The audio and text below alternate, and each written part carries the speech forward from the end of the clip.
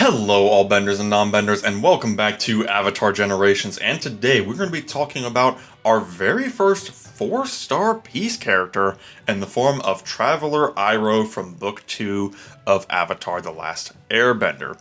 This character is currently available in the same banner as Piece Zuko as of 4-star, meaning that you do have a much higher rate of acquisition for him. I believe it does go up to 3% if I'm not mistaken, so much higher chances of actually getting this character. And setting an interesting precedent as we can now have 4-star piece characters. Question is, who will be our first 4-star Chaos character? My vote is personally May. I have my reasons for that. I think there are a few May fans who would be very upset if that were the case, if I'm right on that one, but that's just a wild prediction that I have absolutely no basis for. That's just me spitballing here. But today we're talking about Iroh. I have tragically neglected mine. I just haven't had the resources to get him powered up. Look, he's even so sad about it. He's very sad. He's feeling neglected. But even despite my neglect, he is extremely useful and an extremely powerful support character. Let's talk about why. His basic here, wise words and fireballs apparently. Deal 2 hits of fearless damage to all enemies with a 25% chance to increase cooldown of each enemy by 1. This attack cannot be countered. What fearless damage will do is it will remove an offensive buff from the enemy and grants you a random defensive buff for 2 turns. That could be things like defense up, immunity, invincibility, that sort of thing. So basically a 2-hit AoE. Next we have his advanced.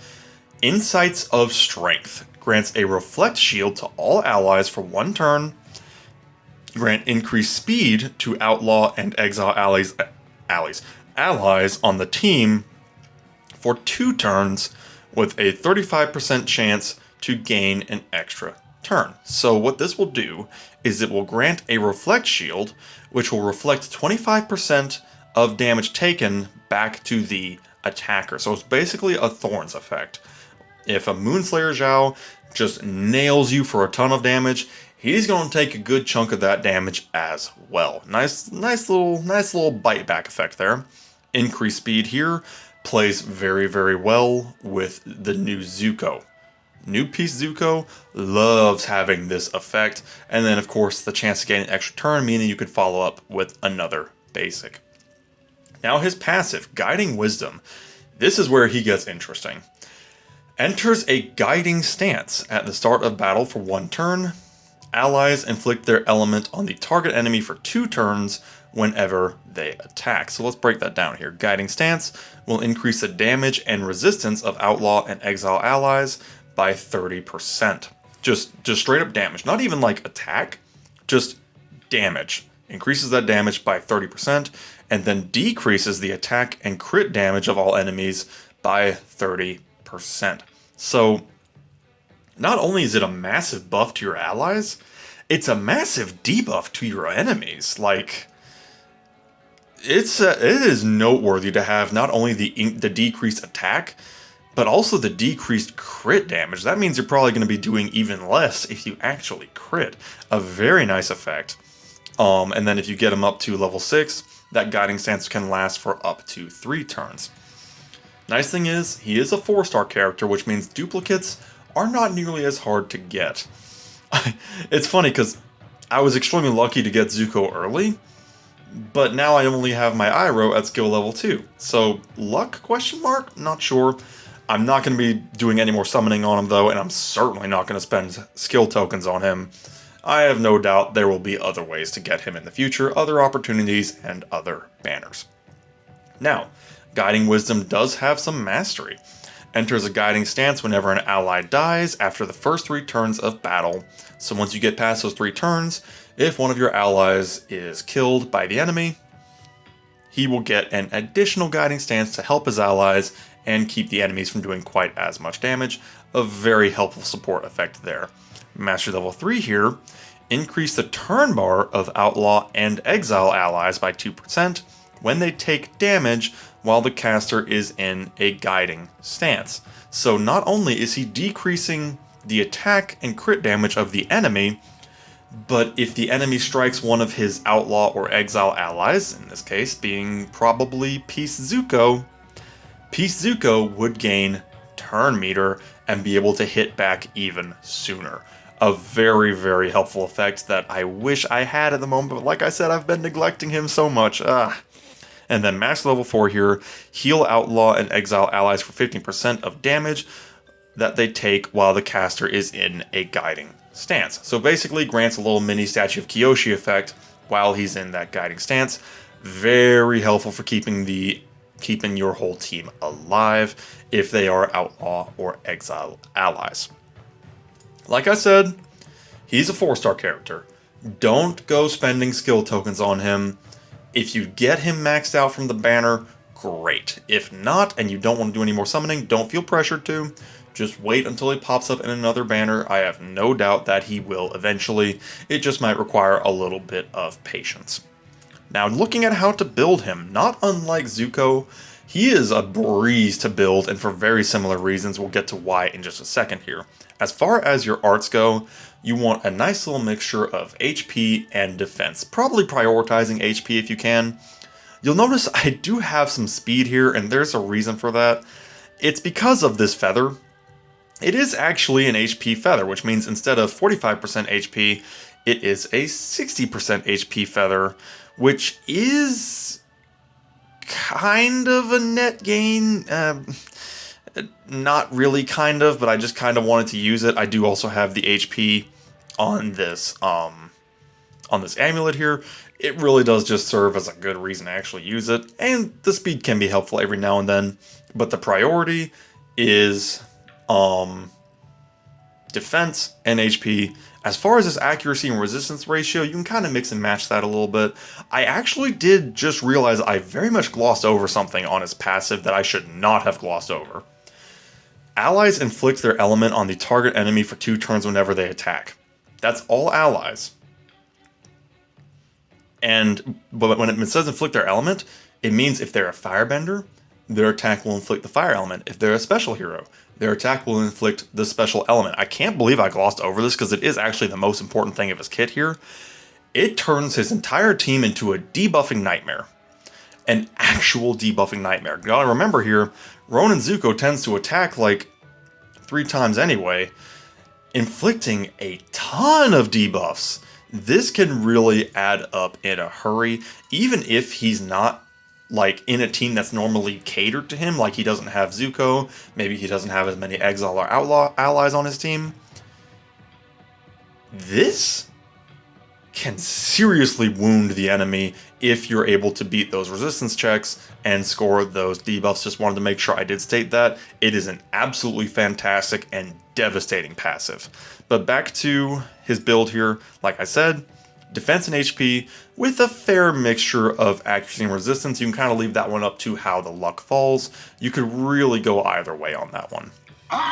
For his supports, basically his 2 options are the Ostrich Horse or the Messenger Hawk.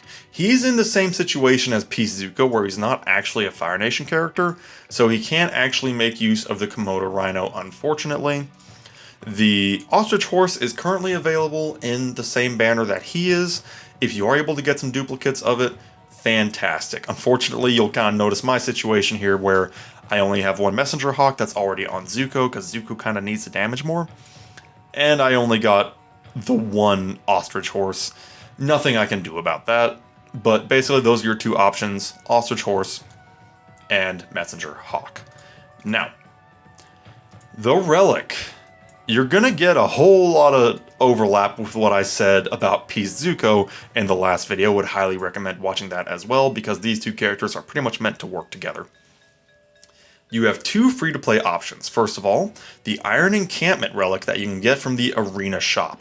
What this will do, it has a 75% chance to remove buffs and positive states from all enemies if 2 or more debuffs are present on any target when the caster attacks.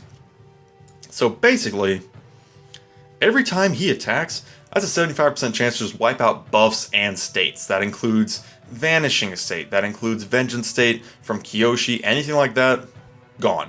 Just totally gone. It is an extremely powerful effect that can absolutely ruin the enemy team if you hit it just right. All you have to do is make sure that there are 2 or more debuffs on any of the enemies.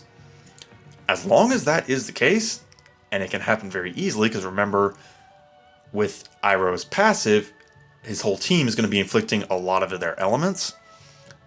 Very easy to trigger, and then you get that buff cleansing.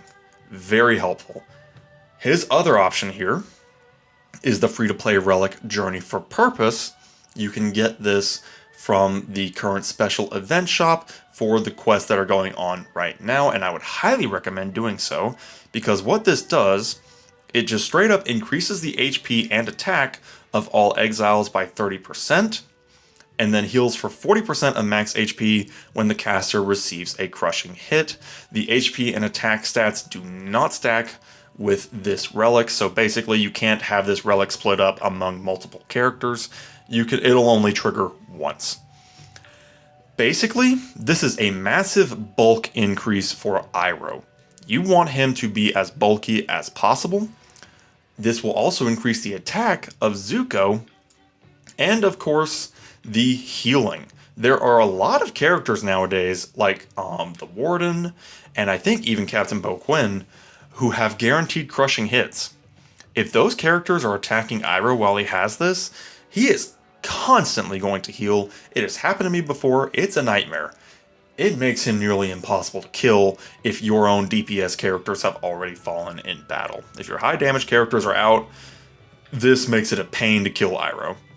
So here's what I'd recommend. Put Journey for Purpose on Iroh and put Iron Encampment on Zuko. The reason I say that is Zuko will be attacking much more than Iroh. Zuko is very fast. That will give you more opportunities to trigger this 75% chance to remove buffs and positive states, making the enemy much easier to deal with. Meanwhile, Iroh is the bulky one. That way, he can benefit dramatically more from the boost if he does receive a crushing hit. Zuko is not bulky, and his kit very much plays to that, where he does get some immunity. He's not going to benefit so much from the healing there, but if this is on Iroh, Zuko will still get that attack buff. So you can really have your cake and eat it too if Zuko uses the Iron Encampment and Iroh uses Journey for Purpose. That is my personal recommendation. And of course, the strongest recommendation of all is to use Iroh and Peace Zuko in the same team. They pair together incredibly well, obviously built that way, but it cannot be overstated how powerful these two characters are together. They're good on their own. They're very good on their own. But together, they are devastating. So, that is what we have for Peace Iroh. We have talked about both of them now.